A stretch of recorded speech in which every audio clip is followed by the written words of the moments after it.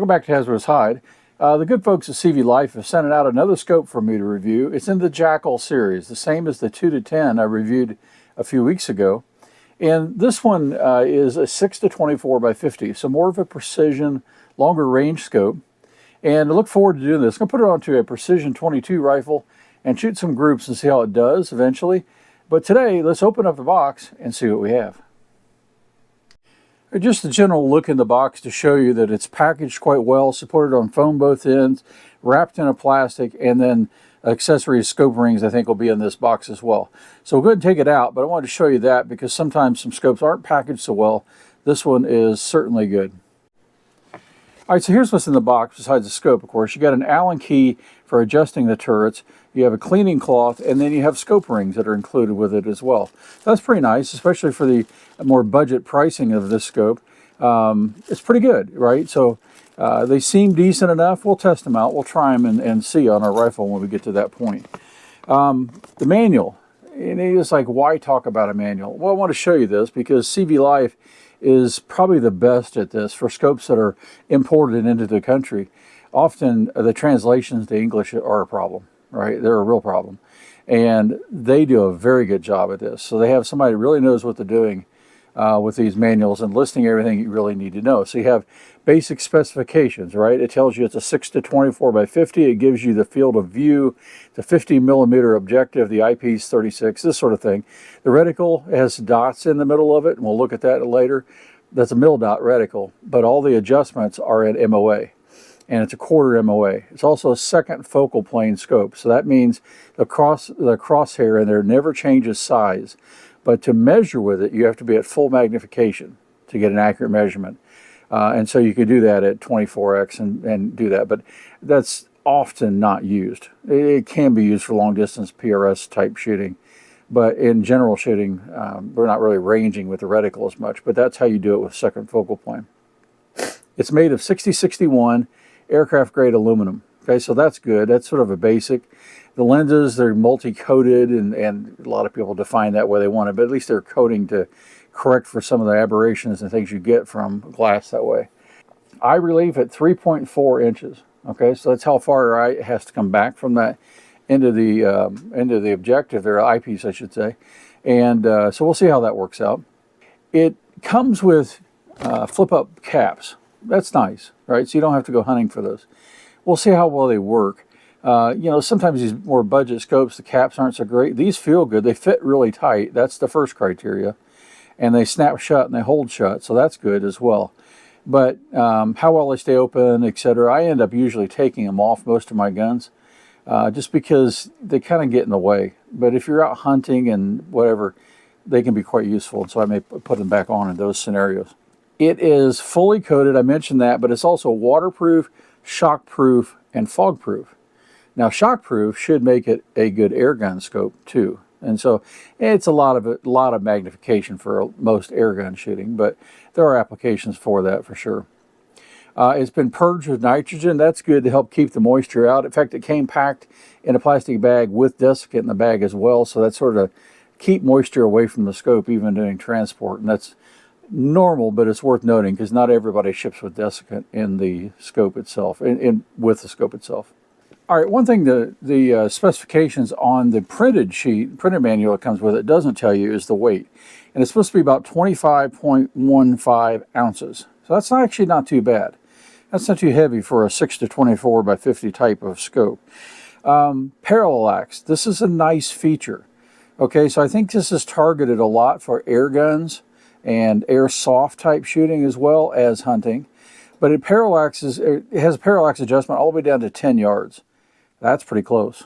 That's really nice, and you can adjust it down here all the way down. The adjustment for parallax is on the end of the objective, which is nice. It's got a big grip and serrated texture, and it seems to move pretty well. Maybe it needs to be broken in a little bit, to be honest. It's not the smoothest, but it's not bad either. And so that's perfectly acceptable, I think, for the price point, because this is a very reasonably priced scope. Okay, so we have that 25.15 ounces. Its length, just a little under 16 inches, 15.7 inches, if that helps you on planning for that. I mentioned its click value here for each of the turrets. for elevation and for windage is a 1/4 MOA. That's pretty good for precision shooting. I only have one other scope that goes finer than that, and it goes to, actually I think I have 2 scopes. It go to 1/8 inch. But those are fairly rare to get, and they're fairly expensive to get. So 1/4 inch is pretty much a standard for a lot of precision shooting. Now it says it's compatible for airsoft, rimfire, 10-22, 22 long rifle, that sort of thing, all the way up to 5.56. And so we'll keep this, we'll test it within those ranges for now. Maybe eventually we'll put it on some bigger guns and see what its durability is, but that's what they say it's rated for. But being shock-proof is a big thing when you talk air guns, because of this, typically the spring actions are very violent, and they tend to shove the scope forward instead of backwards, if you understand what I mean, and that can load the reticle different than a lot of designs can take. And so that's pretty good. We'll take a look again at the reticle here before too long, but it's nice and clean. The glass looks good just looking through it up in the shop. We'll get it outside, and we'll give you some better views of that eventually when we have it on the rifle and down the range. So anyway, let's take a look at the scope itself and get a little bit better view. All right, here gives you a different angle and different views of the scope itself. It's pretty streamlined, pretty thin around the tube, and not a lot of excess weight and sort of baggage in there, so that's good. I went ahead and removed the caps. Caps are screw-on, which is really nice, especially for hunting scenarios. So it protects the turret a bit more in weather and things like that, and so that's nice, and they come off. Now here is the adjustments. You can see very fine adjustments. We'll look at actually doing that here in just a second. But it's a nice visual turret and visual adjustments. It's clean, not a lot of clutter, and compact. And so I kind of like that part of it. Looking through the objective, again, I said the glass is pretty clean. I mean, for this price of scope, it's really clean. And so that's encouraging. We'll see when we get it out and put it to work on the range as well. But anyway, let's take a close look at the turrets. All right, we'll see how well I can get this to focus in range here, but there is the elevation turret right there, and so you see this. I don't think you'll probably be able to hear it, but I'll try and see how well you can hear the click.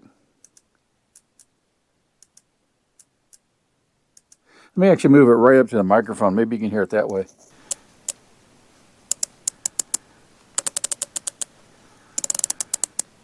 Yeah, I think that's better. So they're audible and tactile, not hardly any backlash in the gears, or in the adjustment, I should say, itself. And so that is really encouraging. That's probably even better than the 2-10 scope I had, and it wasn't bad, but there was just the slightest bit of a backlash. But these are solid, really good. Now, here's the screw you take off, so you can take this off and reset your zero, put it back down, tighten it up. So that's fine. You can reset your zero. Now, it does not have a zero stop. Again, just fine for the purpose of this, scope, I think, and the price range it's in. So looks pretty encouraging. Let me get it set up. We'll try to get a view down the reticle. It is not illuminated, by the way, just so everybody knows that. There's no illuminated dial here, or reticle, I should say, and therefore no dial here. Again, just fine. For the price point of this, they're giving an awful lot for that. And so, so far I'm pretty happy, especially with the adjustments. Adjusting the parallax is good. Adjusting the magnification is probably even better. And then the turrets are really pretty nice. All right, there you have a look at the reticle. I mentioned it's a mil dot, and you can see right in the center the dots that are by mil radians. And so you can use those for compensating as you shoot at distance without having to re-zero or hold over too much. You have a few there to help you guide your shot and help you place it quickly and more accurately. But the crosshairs are nice and clean. Okay, you would expect that, right? But that's a first place to start. Now, the eyepiece, I mentioned here, the adjustment for that, it's really nice and clean. I hope it's clear through the camera. I adjusted it for my eyes, and then we'll see how it looks through the camera. Now, the zoom, it's on 6 power. And again, we go to 24. So I'll give you a step at each one. That's just a white background. You won't see it as well as you will when you get outside. But that's 8, 10, 12, 14. Now if you see that little gray, that's because I don't have the camera exactly centered in that window. And the way the zoom works out, we'll have to be outside probably to get even better. But all the way up to then 24 power. Now let me readjust the camera, see if I can get a slightly better angle perhaps at 24 to give you a little better view of the max magnification. There we go, that's a bit better. When you zoom in, they have to be even more precisely aligned, and where I thought I was with the camera probably wasn't perfect. I'm at a slight angle on this one. You can see a little bit of a gray cast to the right. That's not the scope. It's purely trying to film through the camera to get that image. But if you notice, it did darken a little, just a little bit, the image, and that's to be expected. I mean, I'm indoors with some good LED lighting, but still, it's not like it's going to be outside. But it's normal when you zoom in to have, you know, a little more loss of light there too. But as we zoom out now, say, let's show you here, that's 24 again. So maybe you see a little grayish cast in this, but at 20, it's almost gone. 18, totally gone. I can tell you through your eyes, it's not an issue at all. So the brightness of the scope so far is really good in probably less than ideal testing conditions here. Like I say, we'll put it to the range and we'll see how it does. But then all the way back out to 6, really nice and bright. So I'm happy with that. The adjustment of the zoom portion of this is firm, but not too hard. And it doesn't have any slop in it. So it's got a nice sort of friction coefficient they've used here for that in their design. And it's just really positive, firm. You're not going to bump it, right? You're not going to hit it and bump it and knock it off. So that's perfect. That's where you want to be. And then, but it's very precise to do that way. Now, let me reposition. I'll show you a couple of things about the knurling and things on this scope. All right, perhaps from this angle you can see this a little bit. This is the knurling or grip they put onto the caps. Really solid. I mean, even with gloves or wet hands, slipper hands, whatever, you're going to be able to grab that. It's a really nice sort of aggressive cut there, but not so much it hurts your hands. It's pretty smart and pretty well done. Same kind of pattern is applied to the zoom as well. Now a little bit lighter here is done on the parallax adjustment, but it's perfectly good because you have a very large diameter and your hand just doesn't really slip at all. So that feels really good. I think that'll be good in the long range, especially outside if you take this hunting or in less than ideal conditions.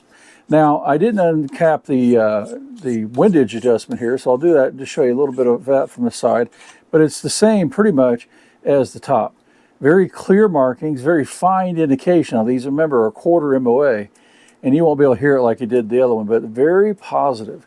Even better, perhaps, than the 2 to 10 Jackal in this series that I had reviewed before. And so it's really good, almost zero backlash to it.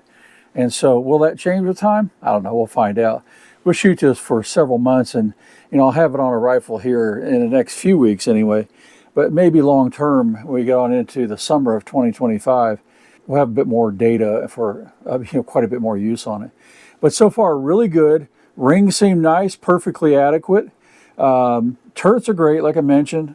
The adjustment on the parallax, firm, positive, all the way down to 10 yards, which is really good for you air rifle and air gunner type people and airsoft shooters as well. That's really useful. Now, for 22, you're probably not going to be less than 25 yards, but still you have that option. And that's really, really unusual to see. You get all the way down to 10 yards. So nonetheless, first impressions, really good. It's a very reasonably priced scope. And for that money, it looks like it'll be very good. We'll do some tracking tests and stuff eventually when we get it out to the field and on a rifle. But for now, I'm happy. It looks very good. And I don't think you can go wrong with this model of CVLIFE.